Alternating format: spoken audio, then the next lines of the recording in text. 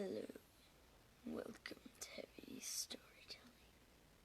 We're going to be reading a story, but first we're going to be reading the Bible, and then we're going to do this episode, and then we're going to be reading Little Women. Yay! I did it.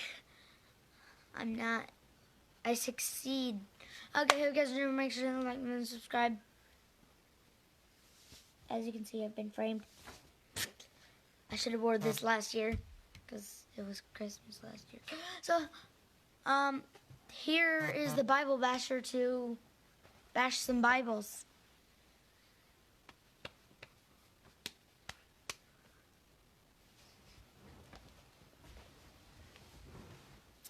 Hello. Here we are. We're on Matthew chapter 17. Let's go ahead and get started. This is the English Standard Version. And after 6 days, Jesus took with him Peter and James and John his brother and led them up a high mountain by themselves. And he was transfigured before them, and his face shone like the sun, and his clothes became white as light. And behold, there appeared to them Moses and Elijah talking with him. And Peter said to Jesus, Lord, it is good that we are here. If you wish, I will make 3 tents here, one for you, and one for Moses, and one for Elijah. He was still speaking when, behold, a bright cloud overshadowed them, and a voice from the cloud said, This is my beloved Son, with whom I am well pleased. Listen to him. When the disciples heard this, they fell on their faces and were terrified. But Jesus came and touched them, saying, Rise and have no fear. And when they lifted up their eyes, they saw no one but Jesus only. And as they were coming down the mountain, Jesus commanded them, Tell no one the vision until the Son of Man is raised from the dead.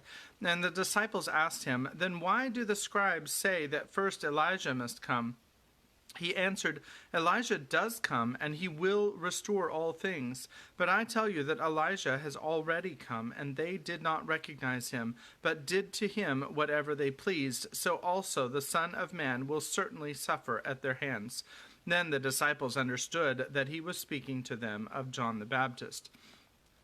And when they came to a crowd, a man came up to him and, kneeling before him, said, Lord, have mercy on my son, for he has seizures, and he suffers terribly. For often he falls into the fire, and often into the water. And I brought him to your disciples, and they could not heal him. And Jesus answered, O faithless and twisted generation, how long am I to be with you? How long am I to bear with you? Bring him here to me. And Jesus rebuked the demon, and it came out of him, and the boy was healed instantly. Then the disciples came to Jesus privately and said, Why could we not cast it out? He said to them, Because of your little faith. For truly I say to you, if you have faith like the grain of mustard seed, you will say to this mountain, Move from here to there, and it will move, and nothing will be impossible for you. As they were gathering in Galilee, Jesus said to them, The Son of Man is about to be delivered into the hands of men, and they will kill him, and he will be raised on the 3rd day, and they were greatly distressed. When they came to Capernaum, the collectors of 2 drachma tax went up to Peter and said, Does your teacher not pay the tax? He said, Yes. And when he came into the house, Jesus spoke to him first, saying, What do you think, Simon? From whom do kings of the earth take toll or tax? From the sons or from the others? And when he said, From others, Jesus said to him, Then the sons are free. However, not to give offense to them, go to the sea and cast a hook, and take the first fish that comes up, and when you open its mouth, you will find a shekel. Take that and give it to them for me and for yourself. That is the end of chapter 17. So, I hope that you're enjoying that. And in the last segment of Little Women, Meg got married, and Amy got really frustrated with her painting and quit. Here's Kimberly to say how it really happened. Come on, Dad. You did put the cap on that.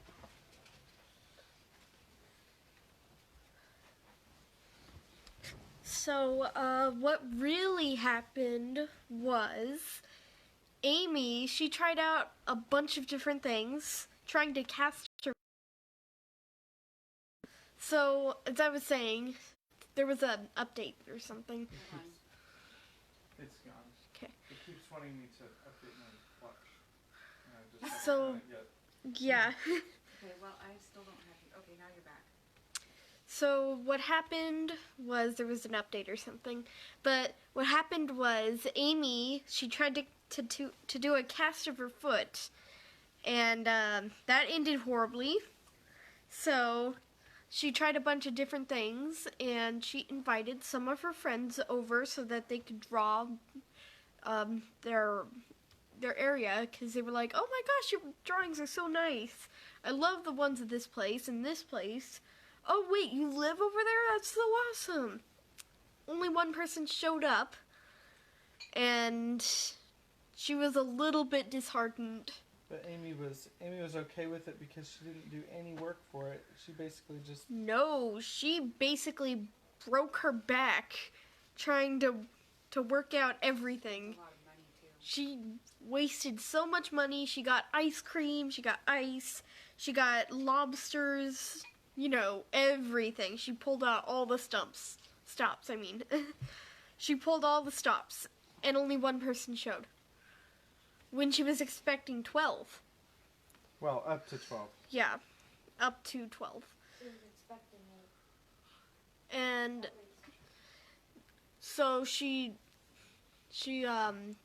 apologized to her mother, and let's see what happens next. Here is Dad to finish reading. Hello again. Hopefully my watch doesn't try to do another update. I'm going to do this. I don't know if this is going to help or not. Oh, hi, Granny Bear. Hi, Granny Bear. She's there? I don't see her. All right, so we're on chapter 4, Literary Lessons. Fortune suddenly smiled upon Jo and dropped a good luck penny in her path. Not a golden penny exactly, but I doubt it 500,000 would have given more real happiness than did the little sum that came to her in this wise.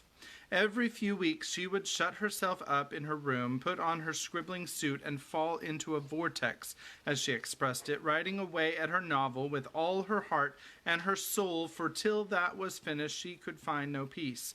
Her scribbling suit consisted of a black pinafore on which she could wipe her pen at will, and a cap of the same material, adorned with a cheerful red bow, into which she bundled her hair when the decks were cleared for action. This cap was a beacon to the inquiring eyes of her family, who, during these periods, kept their distance, merely popping in their heads semi-occasionally to ask with interest, "Does genius burn, Jo?"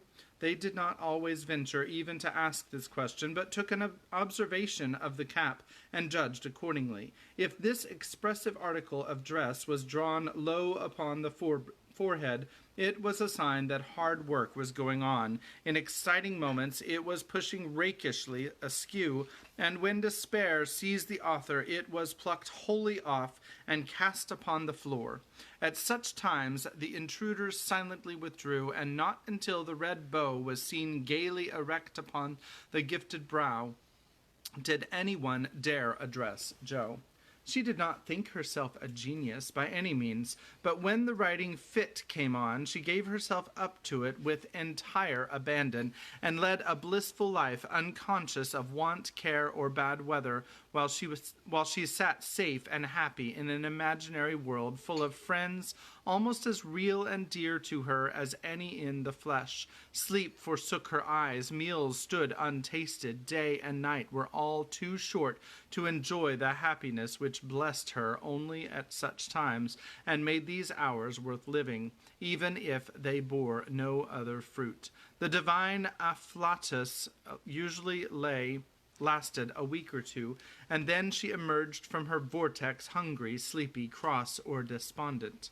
She was just recovering from one of these attacks when she was prevailed upon to escort Miss Crocker to a lecture, and in return for her virtue was rewarded with a new idea. It was a people's course, the lecture on the pyramids, and Joe rather wondered at the choice of such a subject for such an audience, but took it for granted that some real social evil would be remedied, or some great want supplied by unfolding the glories of the pharaohs to an audience whose thoughts were busy with the price of coal and flour, and whose lives were spent in trying to solve harder riddles than that of the Sphinx.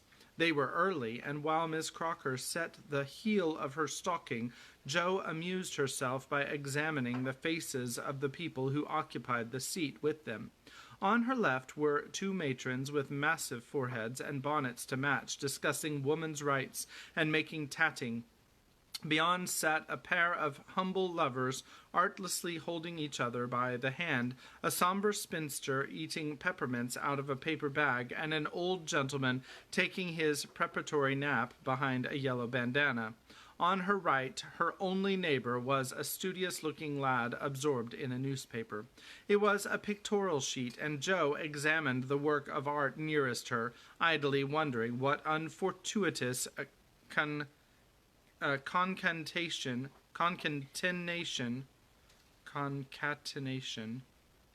of circumstances needed the melodramatic illustration of an Indian in full war costume tumbling over a precipice with a wolf at his throat, while two infuriated young gentlemen with unnaturally small feet and big eyes were stabbing each other close by, and a disheveled female was flying away in the background with her mouth wide open, pausing to turn a page. The lad saw her looking, and with boyish good nature offered half his paper, saying bluntly, "Want to read it? That's a first-rate story." Jo accepted it with a smile, for she had never outgrown her liking for lads, and soon found herself involved in the usual labyrinth of love, mystery, and murder, for the story belonged to that class of light literature in which the passions have a holiday. When the author's invention fails, a grand catastrophe clears the stage of one half of the dramatis personae, leaving the other half to exult over their downfall. "Prime, isn't it?" asked the boy, as her eye went down the last paragraph of her portion. "I guess you and I could do most as well as that, if we tried," returned Jo, amused at his admiration of the trash. "I should like I was a pretty lucky chap if I could. She makes a good living out of such stories, they say," and he pointed to the name of Mrs. Slang Northbury under the title of The Tale. "Do you know her?" asked Jo with sudden interest. "No, but I read all her pieces, and I know a fellow that works in the office where this paper is printed." "Do you say she makes a good living out of the stories like this?" And Jo looked more respectfully at the agitated group and thickly sprinkled exclamation points that adorned the page. "Guess she does. She knows just what folks like, and gets paid well for writing it." Here the lecture began, but Jo heard very little of it, for while Professor Sands was prosing away about Belzoni, Cheops, scarabaei, and hieroglyphics, she was covertly taking down the address of the paper and boldly resolving to try for the $100 prize offered in its columns for a sensational story. By the time the lecture ended and the audience awoke, she had built up a splendid fortune for herself, not the first founded upon paper, and was already deep in the concoction of her story, being unable to decide whether the duel should come before the elopement or after the murder. She said nothing of her plan at home, but fell to work next day, much to the disquiet of her mother, who always looked a little anxious when genius took to burning. Jo had never tried this style before, contenting herself with very mild romances for the Spread Eagle. Her theatrical experience and miscellaneous reading were of service now, for they gave her some idea of dramatic effect and supplied plot, language, and costumes. Her story was as full of desperation and despair as her limited acquaintance with those uncomfortable emotions enabled her to make it, and having located it in Lisbon, she wound up with an earthquake as a striking and appropriate denouement. The manuscript was privately dispatched, accompanied by a note modestly saying that if the tale didn't get the prize, which the writer hardly dared expect, she would be very glad to receive any sum it might be considered worth. 6 weeks is a long time to wait, and a still longer time for a girl to keep a secret, but Jo did both, and was just beginning to give up all hope of ever seeing her manuscript again, when a letter arrived which almost took her breath away, for, on opening it, a check for $100 fell into her lap. For a minute she stared at it as if it had been a snake. Then she read her letter and began to cry. If the amiable gentleman who wrote that kindly note could have known what intense happiness he was giving a fellow creature, I think he would devote his leisure hours, if he has any, to that amusement. For Jo valued the letter more than the money, because it was encouraging, and after years of effort it was so pleasant to find that she had learned to do something, though it was only to write a sensational story. A prouder young woman was seldom seen than she, when, having composed herself, she electrified the family by appearing before them with the letter in one hand, the check in the other, announcing that she had won the prize. Of course, there was a great jubilee, and when the story came, everyone read and praised it, though after her father had told her that the language was good, the romance fresh and hearty, and the tragedy quite thrilling, he shook his head and said in his unworldly way, "You can do better than this, Jo. Aim at the highest, and never mind the money." "I think the money is the best part of it. What will you do with such a fortune?" asked Amy, regarding the magic slip of paper with a reverential eye. "Send Beth and Mother to the seaside for a month or two," answered Jo promptly. "Oh, how splendid! No, I can't do it, dear. It would be so selfish," cried Beth, who had clapped her thin hands and taken a long breath as if pining for fresh ocean breezes, then stopped herself and motioned away the check which her sister waved before her. So we have to remember here, I'm going to pause, sorry. $100 today would possibly buy the gas to get us to the seaside and maybe a meal like at a McDonald's while we're there, if we're lucky. $100 then, you have to remember That's vacation for love. America was on a gold standard. So a gold standard was a coin about this big that was made out of 90% gold. I know you can't see, but it's A lot of gold. bigger than my eye, made out of 90% gold, was worth $20. So imagine 5 of those, that's $100. That check was worth 5 gold pieces, 5 large gold pieces. So Would that be worth today? that is quite a lot of money. I don't even want to guess. A lot. Mom asked how much that is worth today, and I don't even want to guess. And I lost my place while I was saying all that. I think I accidentally turned back a page. Okay, here we go. "Ah, but you shall go. I've set my heart on it. That's what I tried for, and that's why I succeeded. I never get on when I think of myself alone, so I will help me to work for you. Don't you see? Besides, Marmee needs the change, and she won't leave you, so you must go.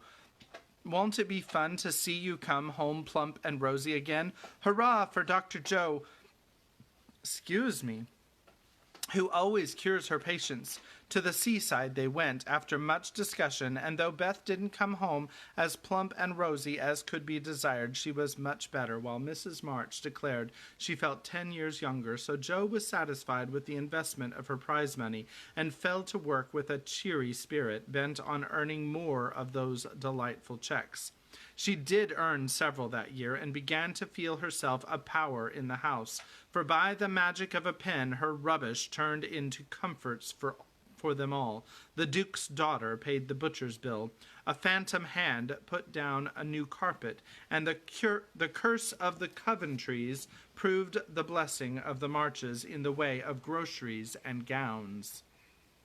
Wealth is certainly a most desirable thing, but poverty has its sunny side, and one of the sweet uses of adversity is the genuine satisfaction which comes from hearty work of head or hand, and to the inspiration of necessity we owe half the wise, beautiful, and useful blessings of the world. Jo enjoyed a taste of this satisfaction, and ceased to envy richer girls, taking great comfort in the knowledge that she could supply her own wants, and need ask no one for a penny. Little notice was taken of her stories, but they found a market, and, encouraged by this fact, she resolved to make a bold stroke for fame and fortune. Having copied her novel for the 4th time, read it to all her confidential friends, and submitted it with fear and trembling to 3 publishers, she at last disposed of it, on condition that she would cut it down 1/3 and omit all the parts which she particularly admired. Now, I must either bundle it back into my tin kitchen to mold, pay for printing it myself, or chop it up to suit purchasers and get what I can for it. Fame is a very good thing to have in the house, but cash is more convenient. So I wish to take the sense of the meeting in this important subject, said Jo, calling a family council. Don't spoil your book, my girl, for there is more in it than you know, and the idea is well worked out. Let it wait and ripen, was her father's advice, and he practiced as he preached, having waited patiently 30 years for fruit of his own to ripen, and being in no haste to gather it even now, when it was sweet and mellow. It seems to me that Jo will profit more by making the trial than by waiting, said Mrs. March. Criticism is the best test of such work, for it will show her both unsuspected merits and faults, and help her to do better next time. We are too partial, but the praise and blame of outsiders will prove useful, even if she gets but little money. Yes, said Jo, knitting her brows. That's just it. I've been fussing over the thing so long, I really don't know whether it's good, bad, or indifferent. It will be a great help to have cool, impartial persons take a look at it and tell me what they think of it. I wouldn't leave a word out of it. You'll spoil it if you do, for the interest of the story is more in the minds than in the actions of the people, and it will be all a muddle if you don't explain as you go on, said Meg, who firmly believed that this book was the most remarkable novel ever written. But Mr. Allen says, leave out the explanations, make it brief and dramatic, and let the characters tell the story, interrupted Jo, turning to the publisher's note. Do as he tells you. He knows what will sell, and we don't. Make a good popular book, and get as much money as you can. By and by, when you've got a name, you can afford to digress and have philosophical and metaphysical people in your novels, said Amy, who took a strictly practical view of the subject. Well, said Jo, laughing, if my people are philosophical and metaphysical, it isn't my fault, for I know nothing about such things, except what I hear Father say sometimes. If I've got some of his wise ideas jumbled up with my romance, so much the better for me. Now, Beth, what do you say?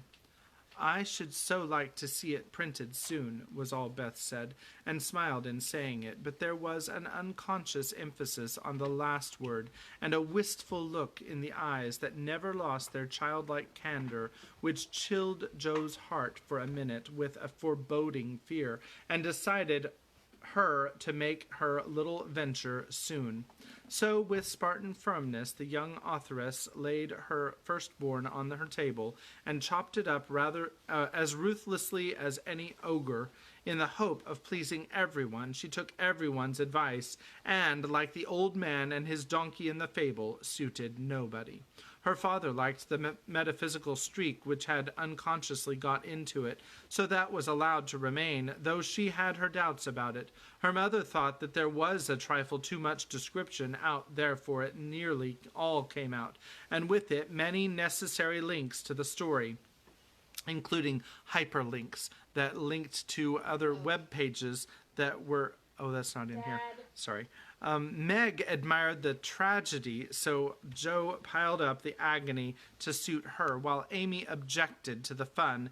And with the best intentions in life, Joe quenched the sprightly scenes which relieved the somber character of the story. Then, to complete the ruin, she cut it down 1/3 and confidingly sent the poor little romance, like a pickled robin, out into the big, busy world to try its fate.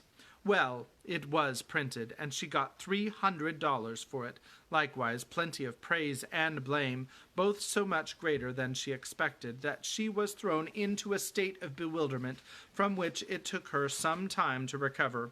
You said, Mother, that criticism would help me, but how can it, when it's so contradictory that I don't know whether I have written a promising book or broken all the 10 Commandments? Cried poor Joe, turning over a heap of notices, the perusal of which filled her with pride and joy 1 minute, wrath and dire dismay the next. This man says an exquisite book, full of truth, beauty, and earnestness. All is sweet, pure, and healthy, continued the perplexed authoress. The next, the theory of this book is bad, full of morbid fancies, spiritualistic ideas, and unnatural characters. Now, as I had no theory of any kind, don't believe in spiritualism, and copied my characters from life, I don't see how this critic can be right. Another says it's one of the best American novels which has appeared for years. I know better than that, and the next asserts that though it is original and written with great force and feeling, it is a dangerous book. 'Tisn't. Some make fun of it, some overpraise, and nearly all insist that I had a deep theory to expound when I only wrote it for the pleasure and the money. I wish I'd printed it whole or not at all, for I do hate to be so horridly misjudged. Her family and friends administered comfort and commendation liberally, yet it was a hard time for sensitive, high-spirited Joe, who meant so well and had apparently done it so ill. But it did her good, for those whose opinion had real value gave her the criticism which is an author's best education, and when the first soreness was over, she could laugh at her poor little book, yet believe in it still, and feel herself the wiser and stronger for the buffeting she had received. Not being a genius like Keats, it won't kill me, she said stoutly, and I've got the joke on my side after all, for the parts that were taken straight out of real life are denounced as impossible and absurd, and the scenes that I made up out of my own silly head are pronounced charmingly natural, tender, and true. So I'll comfort myself with that, and when I'm ready, I'll up again and take another.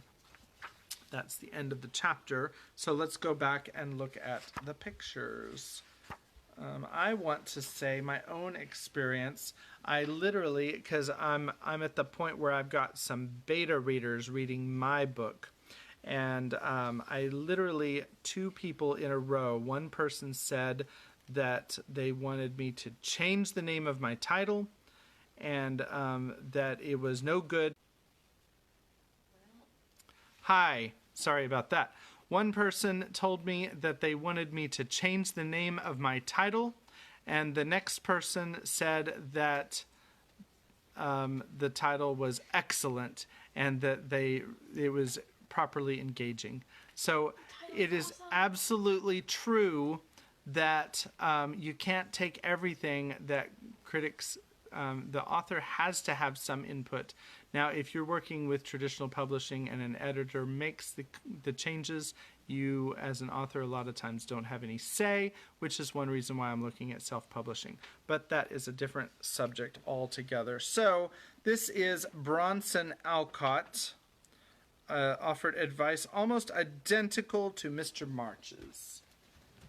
And I didn't see what the scribble says. And it's backwards for you, so you probably can't read it either. Becca might. This is Alcott's room on the 2nd floor of Orchard House. And I didn't read who that person is.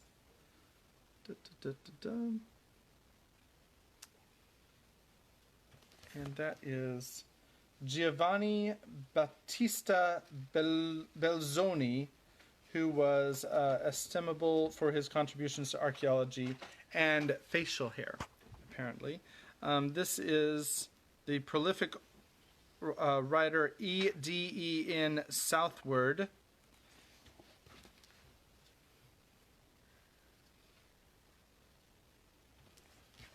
And Southworth. I think I said Southward. And this is an illustration of Jo scribbling away in her room. There she is. I take a particular fancy to this chapter. I'd love to go on, but with the interruptions that I'm getting from my watch that says that it needs to update, I don't know if I'll make it through the next chapter because it's kind of long. So I think I'm going to pause here for now, update my watch, and we'll come back tomorrow and we'll try to get through this and possibly one more chapter, which it would be 2 pretty long chapters. So we'll see if we have time for that. But I hope that you're enjoying the story. God bless you, and we will see you next time. Thank you. God bless.